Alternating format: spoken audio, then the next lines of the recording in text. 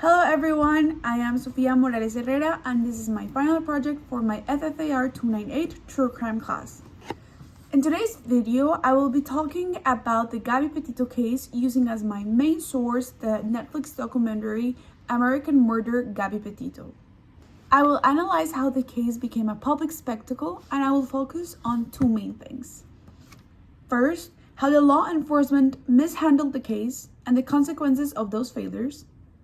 And second, how Gabby's identity as the ideal victim shaped the media coverage, while other similar cases were ignored, ultimately becoming one of the main causes as of why the case was resolved.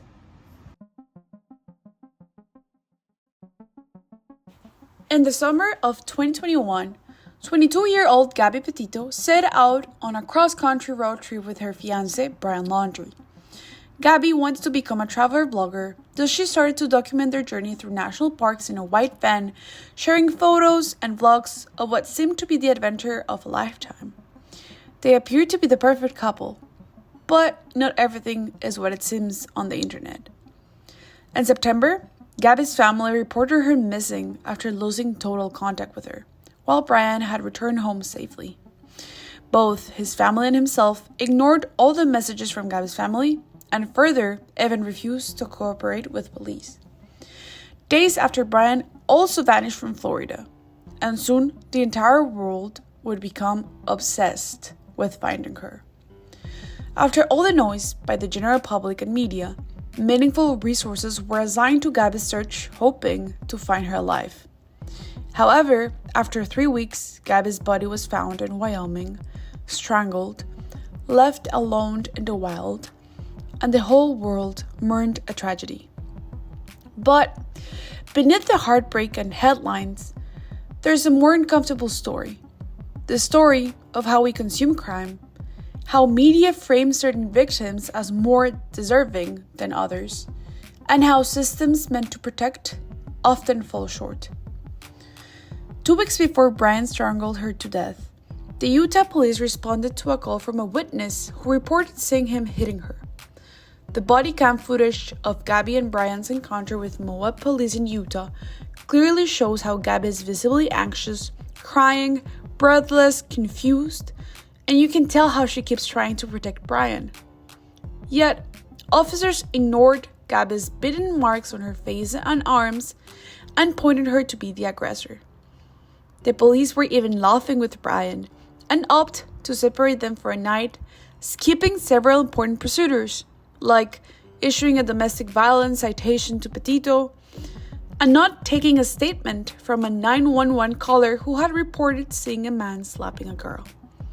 What could have been a turning point became a missed opportunity. This footage, which was originally meant for transparency, ended up reinforcing a different narrative. As Daniel Lachance and Paul Kaplan argue in the work of Crimesploitation, surveillance footage, body cams, and reality-style crimes have blurred the line between justice and entertainment. Shows like Cops shaped the generation's view of law enforcement as reactive and even heroic.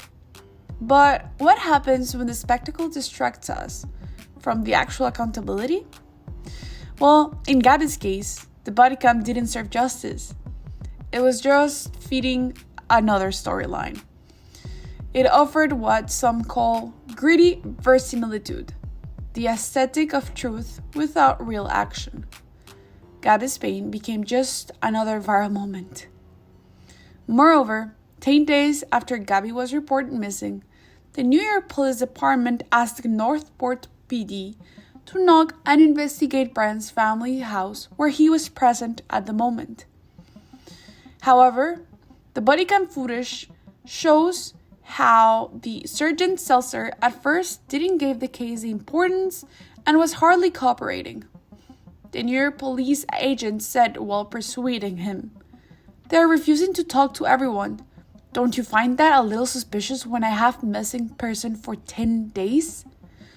And he then answered, "I do find it suspicious, but that's New York and this is Southwest Florida." What we see in these moments is more than just procedural failure. The very system designed to protect her treated Gabby's traumas as a minor inconvenience. The police body cams became part of a narrative reinforcing stereotypes, minimizing danger, and performing justice without enacting it. Gabby's suffering was real, urgent, and visible. But because it wasn't taken seriously in the moment, it became content after the fact. On the other hand, it is important to notice how the fascination with Gabby's case didn't come just from this. It also came from how she was perceived. Young, white, thin, beautiful. Gabby was what victimologist Niels Christie calls the ideal victim.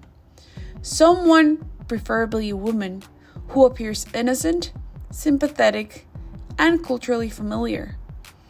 According to Jorge Gracia, society tends to reserve its deepest compassion for people who fit this image, those who we can image as part of our own lives. Gabby's face was everywhere, but at the same time, other victims with similar cases but other ethnic backgrounds received little to no attention. But many minority families of missing victims are questioning why they don't receive the same kind of exposure. The FBI had over 89,000 active missing person cases at the end of last year, and 45% of those were people of color, and only a fraction of those cases were even covered on the news. The disappearance and homicide of Gabby Petito has received worldwide attention. Law enforcement across the country have been involved in the search for her and her boyfriend. But many people go missing that don't make the headline. Everyone knows Natalie Holloway, Lacey Peterson, Chandra Levy, Elizabeth Smart, Gabby Petito. But I will have to ask, how many people can you name that are minority, Black and brown? This pattern isn't random. It's what scholars refer to as missing white woman syndrome, a bias in media and public interest that privileges white, attractive women as the most worthy of coverage and urgency for resolution. As Kelly Boyling points out, cases like Gabby's gain semantic thickness, which means the more they're repeated, the more important they seem. Meanwhile, marginalized victims are not just underreported, but often unseen. This being said, the objective is not to take attention away from Gabby. It's about asking why our system is built to amplify certain tragedies while others remain ignored. The murder of Gabby Petito was a tragedy, but it was also a reflection of deeper issues about how law enforcement responds to women in distress, about whose lives the media values the most, and about how easily pain becomes a product in the true crime coverage. If we want to honor Gabby, we have to move beyond consumption. We have to hold institutions accountable. We have to tell stories. We have to respect the victims, and not only those who suffered the crime, but also their families. And we really have to ask ourselves, is this coverage true? Or is it just spectacle? Is the media cherry-picking the cases they cover? Is every true crime production that we see true? We should all ask this type of questions. In an era where the main goal is to monetize content, it is our responsibility to critically engage with media, question the narratives presented to us, and remain aware of the very fine line between truth and spectacle.